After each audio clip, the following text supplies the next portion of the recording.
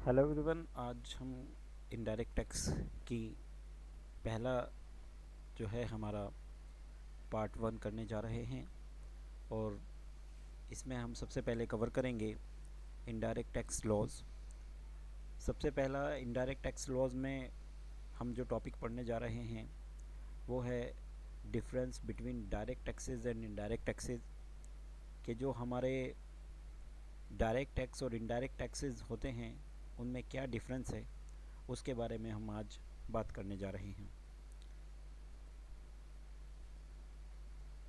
जैसा आप सभी जानते हैं, डायरेक्ट टैक्सेस वो टैक्सेस होते हैं जिसमें जो पेयर होता है यानी कि टैक्स को पेमेंट करने वाला, जिस पे टैक्स लगता है उसको पेयर कहते हैं। और जो पेमेंट करता है, जिस पर टैक्स लगता है और पेमेंट करता है, उसको हम पेयर कहते हैं। तो यहाँ पे डायरेक्ट टैक्स के केस में टैक्स जिस व्यक्ति पर लगेगा वही व्यक्ति पेमेंट करता है। तो payer of the tax and sufferer of the tax यानी कि जिस पर टैक्स लगा और जिसने टैक्स का पेमेंट किया वो दोनों एक ही व्यक्ति होंगे यानी कि सेम पर्सन होंगे। ठीक है। इनडायरेक्ट टैक्सेस में जो टैक्स का पेमेंट करने वाला है और जो सफरर है जिस पे टैक्स लग रहा है वो दोनों डिफरेंस होंगे, यानी कि कोई टैक्स किसी दूसरे व्यक्ति पे लगेगा और पेमेंट कोई दूसरा व्यक्ति करेगा। तो इसमें पेमेंट करने वाला और जिस पर टैक्स लगता है दोनों अलग अलग होते हैं, इसीलिए इसको इनडायरेक्ट टैक्सेस भी कहते हैं। तो payer of tax not sufferer of tax, where is sufferer of tax is not paying directly to the government, क्योंकि पेमेंट कौन करता है, पेमेंट कोई दूसरा व्यक्ति करता है। और टैक्स जिस पे लगता है वो डायरेक्ट गवर्नमेंट को पेमेंट नहीं करके उस व्यक्ति को पेमेंट करता है जो गवर्नमेंट को पेमेंट करेगा आगे चल के। इसका मैं एक एग्ज़ाम्पल भी आपको देता हूँ कि जैसे मान लीजिए आप जूते ख़रीदने जाते हैं, तो जूते ख़रीदते हुए आप जो जीएसटी उसमें पे करते हैं, आप खुद सरकार के पास पेमेंट करने नहीं जाते हैं, बल्कि जिस व्यक्ति से, सेलर से आपने वो जूते ख़रीदे हैं, शूज़ ख़रीदे हैं, वो व्यक्ति उसका पेमेंट करता है। तो सफ़रर, इस कंडीशन में जो सफ़रर है जिस पर टैक्स लगा वो आप हैं, और जो सरकार को पेमेंट करेगा वो सेलर है जिससे आपने शूज़ ख़रीदे हैं। तो ये इनडायरेक्ट टैक्सेस का फार्मूला, ये एक तरीका होता है कि पेमेंट करने वाला और जिस पे टैक्स लगता है दोनों अलग अलग व्यक्ति होते हैं। अब बात करते हैं दूसरा हमारा डिफरेंस है इनकम बेस्ड टैक्स। जो डायरेक्ट टैक्स होते हैं वो इनकम पे बेस्ड होते हैं, जितनी आपकी इनकम होगी उतना ही आप पे टैक्स लगेगा। और जो इनडायरेक्ट टैक्सेस होते हैं वो सप्लाई बेस होते हैं।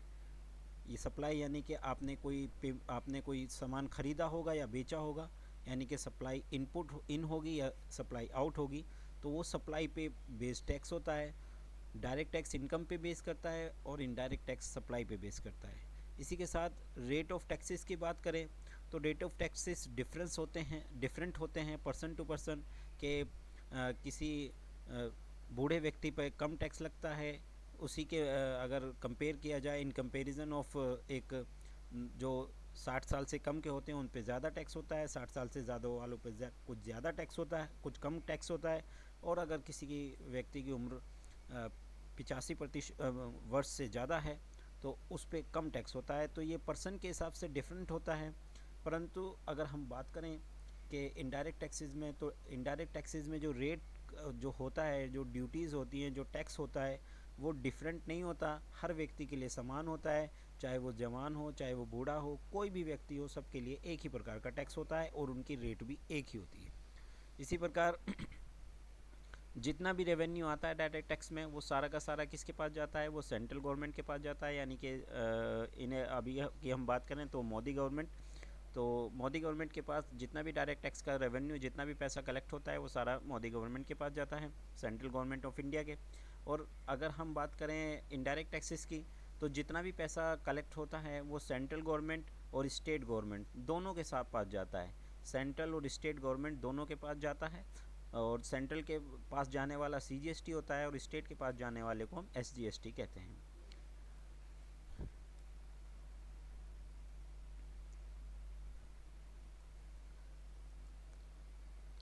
इसके बाद हम फिफ्थ की बात करें तो प्रीवियस ईयर इनकम जो भी टैक्स लगता है, डायरेक्ट टैक्स जो लगता है वो हमारी प्रीवियस इनकम की, यानी कि पिछले साल जो हमने इनकम कमाई हो उस पर टैक्स इस साल हम टैक्स देंगे, उसको असेसमेंट ईयर कहते हैं। तो हमेशा इसमें एक साल कंप्लीट होता है और अगले दूसरे साल उसमें पेमेंट किया जाता है। तो पिछले साल जिस साल हमने इनकम कमाई उसको प्रीवियस ईयर कहते हैं, और जिस साल हम टैक्स पेमेंट कर रहे हैं उसको असेसमेंट ईयर कहते हैं। और इसी तरीके से उसका पेमेंट किया जाता है। परंतु जो हमारा इनडायरेक्ट टैक्स होता है उसमें कोई प्रीवियस और असेसमेंट ईयर नहीं होता। जैसे ही हम सप्लाई लेते हैं या देते हैं हमको पेमेंट करना पड़ता है। ठीक है। इसके साथ ही सिक्स्थ हम डिफरेंस की बात करें तो जो डायरेक्ट टैक्स होता है वो प्रोग्रेसिव नेचर का होता है। जैसे जैसे आपकी इनकम बढ़ेगी वैसे वैसे आपका टैक्स भी बढ़ता चला जाएगा। परंतु जो इनडायरेक्ट टैक्स होता है वो रिग्रेसिव होता है, यानी कि जैसे जैसे आप ज़्यादा सप्लाई करते हैं, ज़्यादा सेल्स करते हैं, ज़्यादा परचेज़ करते हैं, वैसे वैसे आपका टैक्स भी कम होता चला जाएगा। इसके बाद इन टैक्सेस को कौन गवर्न करता है? तो जो गवर्न करने वाली बॉडी है डायरेक्ट टैक्स को गवर्न करता है central board of direct taxes, जिसको CBDT कहते हैं। और ये काम करता है department of revenue, government of India के डिपार्टमेंट ऑफ रेवेन्यू के अंडर में। उसी प्रकार अगर इनडायरेक्ट टैक्स की बात करें तो इसको गवर्न करता है CBIC, यानी कि the central board of indirect taxes and custom. और इसको गवर्न करने वाला भी गवर्नमेंट ऑफ इंडिया का डिपार्टमेंट ऑफ रेवेन्यू होता है। तो इनकी गवर्निंग बॉडी है। डायरेक्ट टैक्स को CBDT गवर्न करता है और इनडायरेक्ट टैक्स को CBIC गवर्न करता है।